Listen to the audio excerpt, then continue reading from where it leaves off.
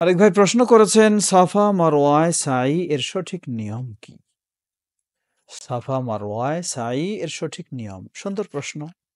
কারণ সঠিক নিয়মে যদি আপনি তাওয়াফ বা সাই বা আরাফার অবস্থান বা আরো কিছু করতে না পারেন, তাহলে তো আপনার ইবাদত কবুল হবে না। এজন্য সাফা মারওয়া এর সাইর সঠিক নিয়ম হলো, যা উমরার একটি ফরজ কাজ এবং 10 তারিখেও তামাত্তু হাজিদের জন্য ফরজ কাজ। সাফা মারওয়ার সাই, প্রথমে আপনি সাফার দিকে যাবেন, গিয়ে একটু উঁচু দিকে উঠতেই পাঠ করবেন ইন্না সাফা ওয়াল মারওয়াতা মিন শাআইরিল্লাহ, এই আয়াতের অংশটুকু।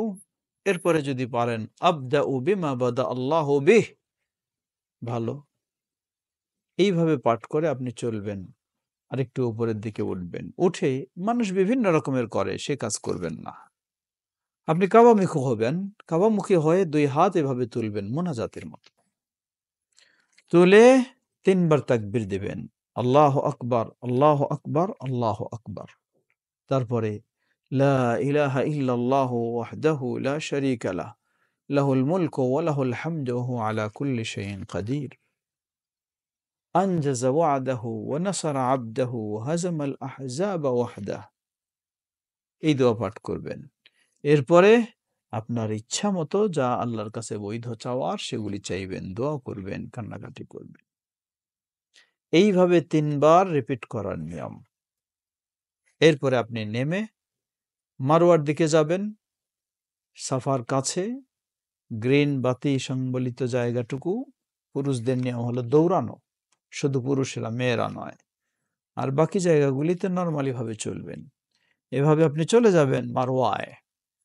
মারওয়ায় গিয়ে সেম কাবামুখী হয়ে, দেখার সুযোগ নেই, কিন্তু কাবামুখী হয়ে 2 হাত তুলে আপনি 3 বার তাকবীর এবং লা ইলাহা ইল্লাল্লাহ এসব কিছু করবেন এবং দোয়া করবেন।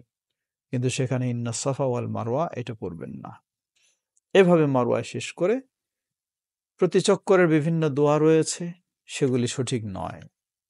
আপনার ইচ্ছা মতো আপনি দোয়া করবেন, তাসবিহ তাহলিল পাঠ করবেন, জিকির আজকার করবেন। এরপরে সেই সাফা থেকে, মারওয়া থেকে আবার সাফায় আসবেন। এসে আবার হাত তুলে সেইভাবে তাকবীর ও দোয়া করবেন। আবার মারওয়ায় যাবেন। মারওয়ায় গিয়ে সেভাবে আবার হাত তুলে তাকবীর ও দোয়া করবেন। ৭ম চক্কর মারওয়াতে গিয়ে শেষ হবে। এটাই হলো সাফা মারওয়ায় সাই করার সঠিক নিয়ম। আল্লাহ আমাদের সঠিকভাবে আমল করার তৌফিক দান করুন। আল্লাহু তাআলা।